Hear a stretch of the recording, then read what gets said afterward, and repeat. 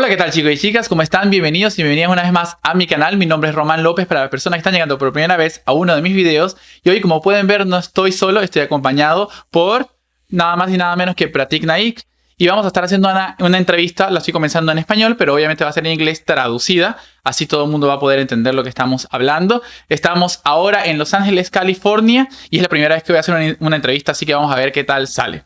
Primero que todo, si ustedes no lo conocen a él, Pratik Naik es un retocador y fotógrafo muy conocido a nivel mundial. Vamos a estar hablando de eso, él se va a presentar también y todo, pero bueno, para darle una introducción corta. Así que bueno, let's start with the interview. First of all, thank you so much for doing this. This is the first time I'm doing an interview, so I'm kind of nervous. But thank you so much for taking the time for Of course, to do I'm this. so glad you asked me to be part of this interview. It's going to be great. Awesome. So, do you want to introduce yourself too? Yeah, so my name is Pratik, and I am a full-time retoucher, and I do photography as well. There's so many other things that I do in the photography industry, including some of the apps I developed, like Infinite Color and our Infinite Tools community. And I just love being part of the creative field. So, as a matter of fact, I learned from him. So you already know that. So when I met him, I was like so excited about being with him. So for me, it's like really important to be here and doing this because it means a lot, and it really shows that hard work pays off. Yeah, it really does. And I'm glad you learned a lot. Yeah, I learned a You've lot. been very straight to the Now I'm teaching you. Okay, so I want to know, how do you start in the photography world and the retouching world as well? Did you start by doing photography first, or you started with retouching and then you evolved from there? I actually started with photography. I did beauty photography actually like I would say maybe 15 years ago, 12 years ago. I can't remember exactly when, but it was a really long time ago. And the one thing I remember about that was I actually thought that when I saw magazine covers, I thought that was the photographer and nothing else had to do with it. So when I realized Most that, people do. yeah, and I realized that, you know what, it takes a lot of Photoshop and editing to actually get to kind of where you're going.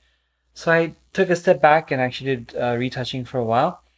And when I started putting my work out there as a retoucher, I actually really enjoyed it. And I wanted to be the change that I wanted to see. Because back then, when I saw magazines, they were really poorly done with the editing. How long was it, I mean, when you started with the retouching? I would say probably a little over 10 years ago. Oh, so it okay. came actually quite fast after photography. And I wanted to put a good finish on photographs so that whenever I could submit them to editorials, it would be something that would look nice and better than what I was seeing on the covers. Because back then, because cameras didn't really capture a ton of texture and detail, people would get away with actually blurring the skin a little bit more. Yeah. And for they sure. got away with that. Yeah, but now that's impossible. Impossible. That's impossible. Yeah. Yeah, I can tell it's impossible right now because of the quality that we always see and the quality that we work on right now. So this is gonna be a tricky question, I think. I don't like that. Success. Uh-huh. Tricky word. It means a lot of things for different people. What do you think is success? And do you feel you're successful? I'll ask you that question. What do you think is success? Success for me, it's doing what you love. And it's not about money. Money is important and it plays a huge role in it, but it's not all about it. It's about doing what you love, being paid by doing something that you will do for free, basically, which is my case. And being able to also travel around, doing what I do, what I love, and not depending on anybody. Yeah. That's the most important thing for me, not depending on anybody.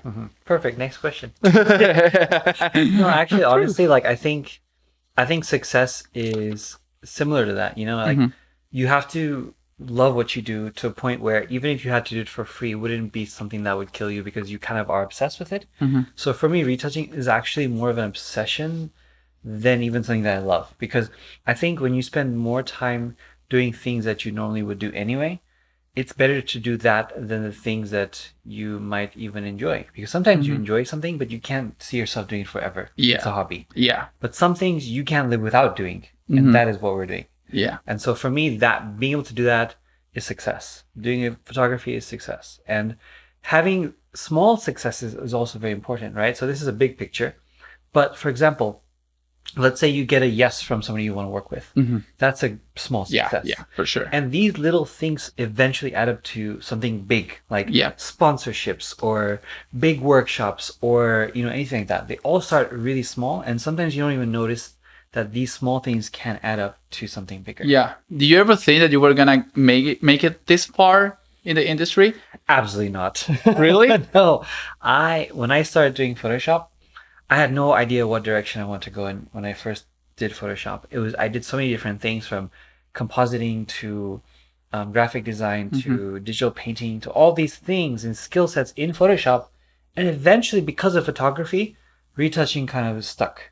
And so then I started getting the traction from people all over the world, eventually wanting me to teach them or retouch for them or whatever it was within Photoshop.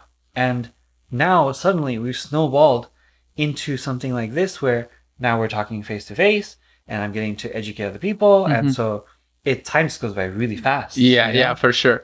Well, when I get asked this question, I always tell people, yes, I know and I feel I'm gonna be successful. Yeah. Even though if that sounds cocky, that's something I always believe. And it's not a matter of luck, but a matter of working hard. Yeah. So yeah, I mean, I always think that it's kind of tricky answer, but that's the truth. That is the truth. And you have to really believe that you're good, right? Otherwise you probably won't make it. Like if you feel that you're like, imposter syndrome, like if you feel like you have that, and you have to be a little bit more confident in your work, basically. Do you think you're successful now? I would say so. Just because I feel like I'm in a position to kind of do what I want, be where I want, and get the opportunities that I want just by reaching out and making use of my connections. So for me, I think I'm in a comfortable place, but comfortable meaning not content. I still feel like I have a lot more to do because I have a lot more goals and ambitions, but I'm happy with where I am. Yeah, because I always feel like people look up to people like you, and I always used to think that you just feel right where you are and you don't want anything else. Right, yeah. And then we are artists. We always want more no matter what. And I feel that's an important part too, because otherwise it will become something really boring in a sense. Yeah, absolutely. Even artists, there's been many like popular artists over time, not photographers per se, but other types of artists that have actually transitioned the style that they're known for into something completely different for many, many years after that. So even though we are known for what we do now and people know us, it doesn't mean that we have to just do that. We could do so many different things within the photography and art world. It's so interesting that you bring that up, because I'm going to ask you about that a little bit later. Perfect. So being a successful person, you said you consider yourself as a successful person, and being around or knowing a lot of successful person, talking about the industry, okay? What is the most common thing that you see that people have that make them successful? That's a good question. That you guys have in common? I would say there's a few things. Number one, it's actually funny you mentioned that, because everyone has a common blueprint of what it is to be successful. And number one is communication. If you're good at communicating, chances are you're going to be successful, because there's a lot of creatives in this industry that don't respond to messages, that don't respond on time to messages, that don't read the messages properly, and all of that goes into it. So that is number one for sure. Then comes obviously talent, but that is also something you can work on to build. You just can't feel like you want to give up every few seconds. People in that position don't give them the years it takes to actually build their skill and see the potential come about. So you were talking about talent a while ago. Do you believe in talent per se? Oh God, why did you ask me that? Do you think there is such a thing as talent? I was in El Paso, I think like 2 years ago. And there was an organizer, his name is David Parrish, and he's pretty well known in this industry. We had a long discussion about what is talent. Someone in the audience, I think it was actually Bella, brought up and said that, talent, it's innate, it's in you, And then David was like, no, I believe that you can learn everything that anyone can do. And I started like listening to both sides of that discussion. And although I believe you can actually get quite far with just by practicing and working at it really hard. There's still a physical limitation, I personally believe, in order to get to a certain level. Like, have you seen those kids who are just so good without any practice, and they really frustrate you, right? Because they're amazing. But I still think people underestimate their limitations. So when you look at someone that goes, oh, he's really talented, right? Like, they look at you and go, oh, you're really talented at retouching. You might have an eye that you trained, and sometimes when you push that training to a certain level, that becomes talent. But sometimes there's some things in you that is talent as well. You know? So they're used in the same breath sometimes. But some things, even though in you, might reflect something similar that you work on. So I think there is talent, but more than often, it's the fact that most people don't push themselves hard enough to realize their talent. So it's there, but they just need to work at it to get it out. Because I feel it's a tricky question. And I get really mad when people tell me that I'm so talented and that's why I'm there. No, I'm here and I'm doing what I love because I have spent a lot of time in front of the computer learning and doing it over and over again. I think I'm all about arts. Since I was a little kid, I've been always oriented towards arts mostly. But I've known people that they are really good at science and arts too, and if they study and they learn a lot, I think you eventually will get there. So it's a tricky thing. Like, talent is a word we need to use in order to describe that in a sense, but talent is nothing without working hard. Basically, I think a little bit like your friend. Do you think everyone can be a high-end retoucher? What I do is not special. I feel I'm talking about myself. Anybody can do it. Anybody that works hard and do it well. There is a study that says when you do something 10,000 hours, when you do it right, you become an expert after that. And I think I believe in that. So we both agree that like hard work can get you places. It doesn't matter if you have talent or not, whatever that means. But without hard work, you won't get anywhere. Exactly. So talent gets lost in there. That's what I'm saying. I agree with that. Okay, so let's relax a little bit more. I mean, you're like these questions. I told you they were gonna be like a little bit, tricky. Do you have a favorite project that you have worked on, or one that has changed your career in a sense? That's a good one. We're gonna show photos if you sure. Photos here. I actually, I would say my biggest like break. I've had many like breaks basically, and what I mean by that is small things, again, small successes that have pushed me to bigger successes. I would say the first one that I think I'm happiest with is my step into education, because that actually came about kind of by accident as well. I started putting my work out there a lot, and eventually people started asking me if I actually teach retouching. And the first biggest job that I got for education was in Houston. There's a group called ASMP. It's the National Organization for Photography. And my friend Sophia, who's somebody I actually connected with, and she's actually from Argentina as well. And she's a board member there. And so she invited me to teach my first biggest seminar in front of like 100 people. And that was terrifying. I got drunk before that. So I can say that now because like 10 years ago. Good to know. Like, Sophia, do you have a shot of something so I can like not remember this? And then we found some, and then I remember like that actually pushed me to do more education from that. So I think that would be like the biggest like project, not retouching related, but generally speaking. That changed your life or your career per se. That's awesome. So what's the one experience that you remember that's been horrible when it comes to clients and dealing with and how you deal with annoying clients too? Oh, yeah. Because that's the thing. I mean, people don't talk about that much, but that's a thing that always happens. Yeah. And if you want to do this or whatever you want to do, but talk about this industry, you will get in touch with this kind of people. So you need to know how to handle the situations. They will find you. Yeah, they will find you. And they will kill you. Literally. And your soul, too. Yeah, for sure.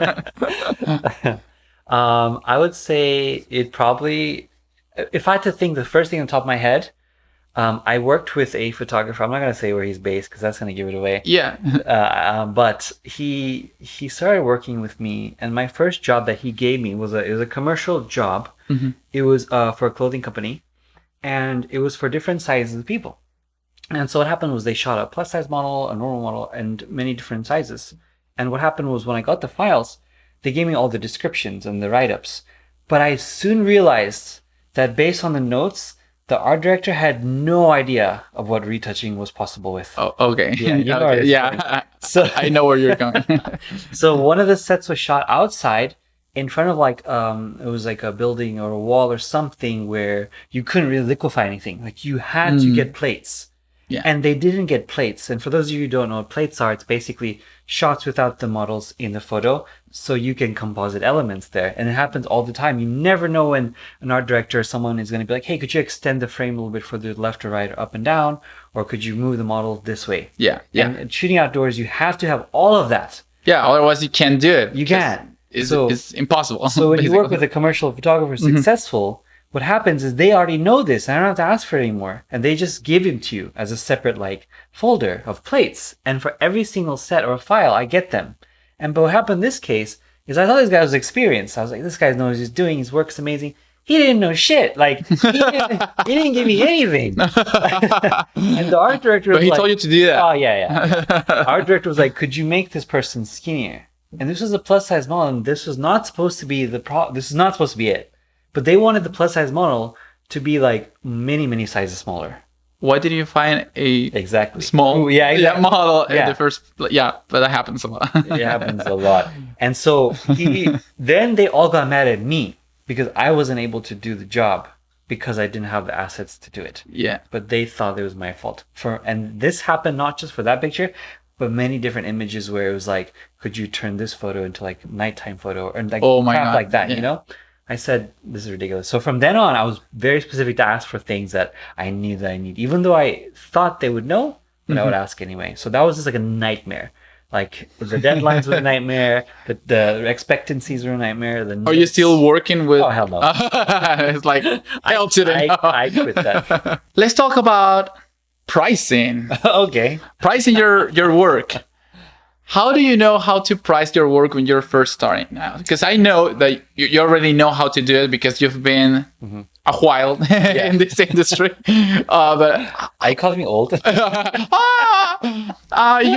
a lot of experience. Let's put it that way. How do you price when you're starting specifically? When you're starting out, how do you price your photography or retouching? Okay, I'm going to talk about retouching because I definitely don't know how to price photography. It's a whole different discussion. Okay. But for retouching, I initially was wrong about pricing. My first thing I did was, if I, let's say, theoretically spend an hour for a photograph, right? And let's say an hourly rate is, I don't know, like $12. Let's just say generally speaking. This was my first thought when I started. I was like, well, if I charge $12 a photo, and I spend a full day working with 8 images, you know, I can get a pretty decent living or whatever. But what I didn't realize was the amount of time it took for writing emails, messages, revisions, notes, invoicing, and all of that. Going back and forth with the photos. Yes, backing up, you know, all that stuff. So I realized that for every, I guess, hour you put into a photograph, takes another hour at least to do everything else. Yeah. So you kind of have to double the rate you're thinking about, at least, because chances are you're going to spend more than you even estimate.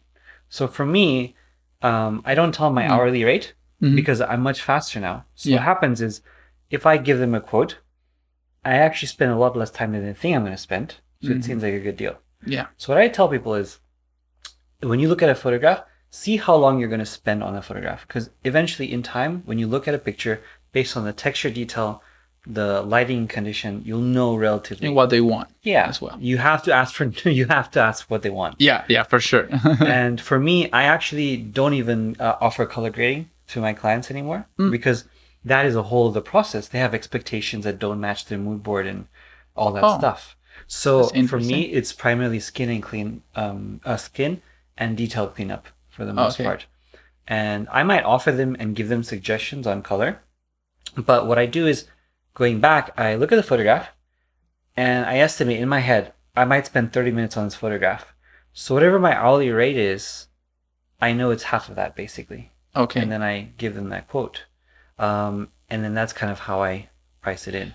There are a lot of thoughts about this topic specifically, because there are a lot of people, for example, in Ukraine or Russia, you know where I'm going with this, that charge too little. Like $5. Like $5 or less. Yeah. Like $1. Do you feel that gets in the way with your work? Do you feel that's going to take away a lot of clients from you? No. Never. Why? You know why? Why? Because the price dictates quality sometimes. For example, even though they might be phenomenal, and I know a lot of phenomenal $5 retouchers, but that's not the problem. The problem is when somebody says, I am $5, it shows me that they're not pricing their worth. Yeah. And confident photographers sometimes do not want to work with people who are not confident about their work.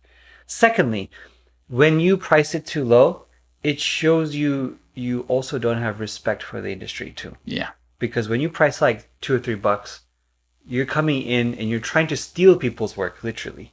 And those people tend to not last too long. Also, they also get burnt out. Yeah. Because they realize they can't sustain. Yeah, they can sustain that. Yeah, and sure. Yeah. Eventually they do raise their rates. But the other problem here is that they're not here. And because me being in the US, I also have a, I guess, cultural understanding with most photographers and what they're dealing with. Because I've been here, I've been on sets here, I understand.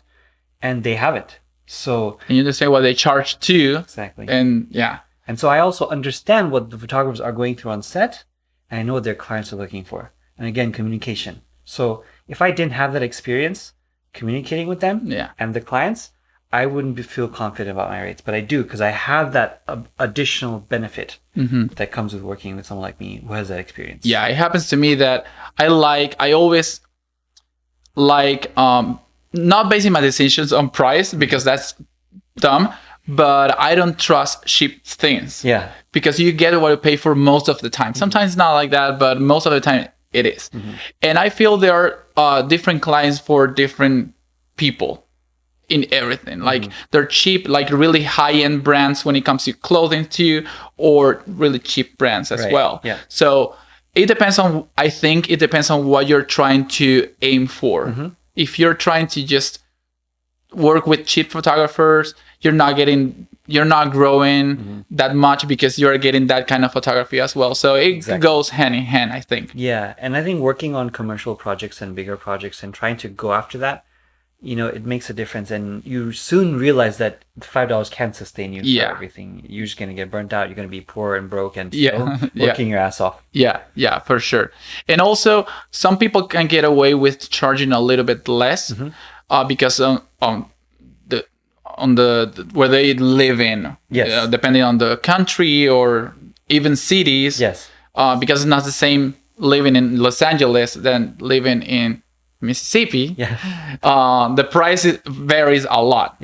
So I play a little bit with that too, but I think it will be so dumb not to charge what you can charge just because you are in a country in South America or whatever. Exactly. And I think naturally it does happen. Like, for example, I've worked with a lot of retouchers who have worked with me on projects, and I pay them higher than their asking rate is just because I know their value and their time, and I want to make sure they stay loyal to me. But even then, what happens is they eventually do raise their rates from experience. So I think they will do that eventually too, but it just takes time and experience as well. Awesome. So I want to ask you about doing photography and retouching at the same time. Because I know me as a photographer, sometimes I get scared because I don't want other photographers. Well, I was talking to you about this the other day. I don't want other photographers to feel uncomfortable with the fact that I'm also a photographer, Yeah. or that I'm gonna steal their photos or something like that, because a lot of people do think like that. Yeah. If you want to do both, is it good in the industry to do both? And what do you think from the inside? Yeah. And if it's not good, why? Okay, that's a fair question. I've always been told like you should never do like both, and I was like, okay, I won't do both. I won't do it. I promise. But then That's me. Yeah. But then I ended up realizing that actually it's a benefit more than anything, because I think most people didn't do it. Now that I'm doing it, they're like, oh, wait a second, like he has skills on both sides and therefore understanding on both sides. So, for instance, one thing that I've always been proud about doing photography and retouching simultaneously is when a client comes to me, and this happens a lot, when they have an issue with their files and they don't know what the problem is or how to fix it, or their clients tell the photographer like, oh, can we lift up the shadows here or wherever? And I'll ask the photographer, why didn't you just do this in real life? They're like, oh, I didn't think about that. Like sometimes they really don't think about these things. And so that really helps. It helps so much. Yeah, you're right. And it also helps because if I know what an image looks like with a reflector on this side to fill the shadows, I can then realistically do that in my raw conversion. Yeah, for sure. Instead of just relying on the shadow recovery. Yeah, Because the shadow recovery doesn't always reflect how a reflector looks filling the shadows. Yeah, for sure. So that I can manually brush it in based on how far the reflector would be away from the face, and then transition nicely into the shadows. So things like that really help in photography. Otherwise, you end up with pictures that look ridiculous when they're retouched. Because I'm like, this is not how they look. Because they don't understand it. They don't understand. Yeah, you're right. I actually was scared. I started as a photographer, and then I evolved into retouching. Are you a photographer? I'm the best person right now ever, because I'm started doing retouching. So I was about to say that, to me, when I started doing photography again, I was so scared, but actually that helped me a lot, and that got me way more jobs as a retoucher. Yeah. Because I was doing with my photography things that I wasn't getting as a retoucher, because as a retoucher, you get what you get, and that's it. That's it. But if I want to add something different that's lacking in my portfolio, that is missing, I can do it. Yeah. And then I can show that I can do that as well. So that's actually pretty cool. I don't really work as a photographer, but if I wanted to, I will be able to do so. Absolutely. And I think it's the same with you. I just think the only thing that you have to be cautious of is if you're going to market yourself as a retoucher, have a website dedicated to retouching. Yeah. Don't put in both together, because people, like photographers, do want to see a retouching portfolio that they can send to their clients or whoever. That's interesting. Yeah, whoever's on the team. Okay. So then they can have identifiable roles. And if you're doing photography, make that a separate site specifically. Awesome. And I want to ask you about your source of income. How many sources of income do you have? Because we only see, like, people only think it's only about retouching or photography, but most people try to diversify their sources of income. So I want to ask you what those are for you. So whenever I did my first educational platform, which was Creative Live, which was I think maybe 8 years ago, those things keep on giving residual income. Meaning even now, those classes I sell today still keep providing income. So I've done classes for them. I've done classes for like Pro EDU, which is previously RGG EDU. Then I have the Portrait Masters classes. Then I have like stuff we do with Bella, which is the Color Lab stuff. So I help her with that in her own operations there. Then I also have Infinite Tools, which is my Photoshop extensions. And then which the links, by the way, are going to be linked down below. So don't memorize all this. You have to write They're going to be all down there. Yeah. And so first I did Infinite Color, then we had Infinite Tools. So they're two separate entities. And that's also two separate residual incomes. And then God gives me money too, you know? So do you think that's important? What? To diversify. You're getting money. Yeah, for sure. Diversifying your sources of income. I think it's, well, yes and no. It's important if it's fun for you. Okay. So for example, I even do also like workshops and, and then also comes retouching, which is, there is the background. Well, we already know about that one. But I mean, like for me, I've even had other incomes in the past. Like for example, I used to have a retouching agency. So I used to. Oh, I didn't know that. Yeah, I used to have like 8 retouchers working for me full time, and I used to be managing that. So whipping them. Oh yeah. Where's my files? Yeah. I want that faster. Come on. Kick them out. I need that money. So I think it's important, if you enjoy it, if you're trying to do that, it's also good because it's scary to you do only one thing, because if that one thing doesn't go right, then what do you have as a second thing? So you should always have multiple things and think. And I'm always that person who likes to come up with solutions. So now I'm doing other things like venturing into physical product design and coming up with stuff in the photography industry that you can physically use and wear. Yeah. So it's like all kinds of things are important, but it's based on if you actually enjoy doing it or not. Awesome. So this is the last question. What's next for Pratik Naik? Oh, well. Where are you heading? Where are you heading from today on? What do you think that you're going to take all of this empire that basically you have built as a retoucher? Where do you want to take it? Probably retire. Retire. I don't want to work. I want money without doing nothing. No, just kidding. I honestly, right now, if I want to retire, I could be like, I'm retired, I don't have to do anything. But the reality is, I'm addicted to creating, as you probably have seen because we've been staying together, and I've never been able to sit still. I'm like, I'm going. So I just like love creating, and then I find opportunities once I start creating something. So I think photography is going to be a big part of my future, because I can see that, whether it's helping other people with lighting, whether it's helping people with understanding retouching based on what they're shooting. So education is probably going to be in the photography segment, like somehow. That's going to be my future, I think. Awesome. Yeah. Well, that's all for this interview. Oh, wow. I don't know if it was long or short, but I really had so much fun. Thank you so much again for doing this. Of course. I can't believe that I'm doing this interview with you. We did it. You can't believe you're doing this interview with me. Right now. Yeah. And remember that all the links to his social media too are going to be down below. So you can go and check that information out as well. And follow me on my Instagram too. I'm going to leave it down there, of course. And that's it for today. Thank you so much. Thanks.